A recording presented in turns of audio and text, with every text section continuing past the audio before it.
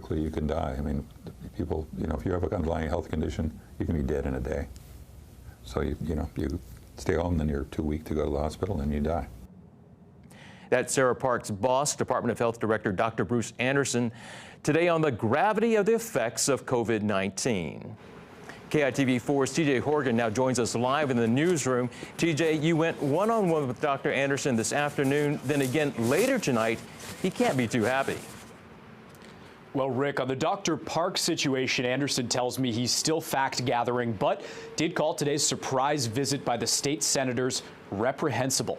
Because COVID-19 is so widespread, Anderson says he also wants the state's pre-travel test plan pushed back again, delaying the arrival of tourists.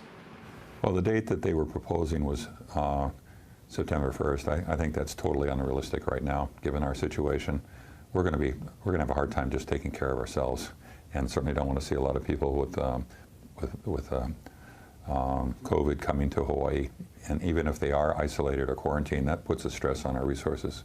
So I would say that's going to need to put off for at least a couple of months, but we'll see how it goes. Hawaii leads the nation in percentage of total cases reported in the last week. The sports fan in me wants to say it's like we're blowing a 28-3 lead to COVID-19, but people are dying.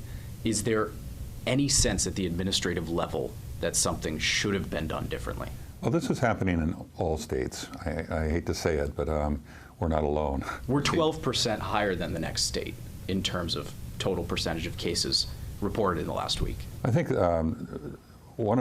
besides probably enforcing the current requirements, I think we let up too quickly on allowing restrictions. Beaches and parks closed for exercise, but gyms are still open.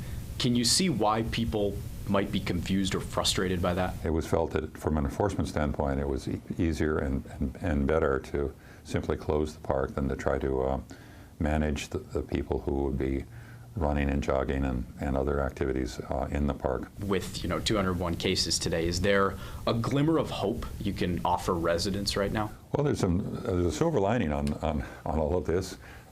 We've had actually fewer deaths than most places, even looking at the situation today and going forward.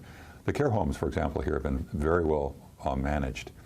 We have very few deaths in care homes, long-term care facilities, skilled nursing facilities, and that's largely due to the fact that we have taken care of our kupuna. Numbers never lie. According to the Centers for Disease Control and Prevention, Hawaii's gone from first to worst, now tops in the country with 32% of all cases reported coming over the past 7 days. But our death rate remains the lowest in the country. And one last thing, I reached out to Dr. Anderson for a third time just a little while ago to see if Dr. Park wanted to react to the Lieutenant Governor's words, and we have not received a response to that yet.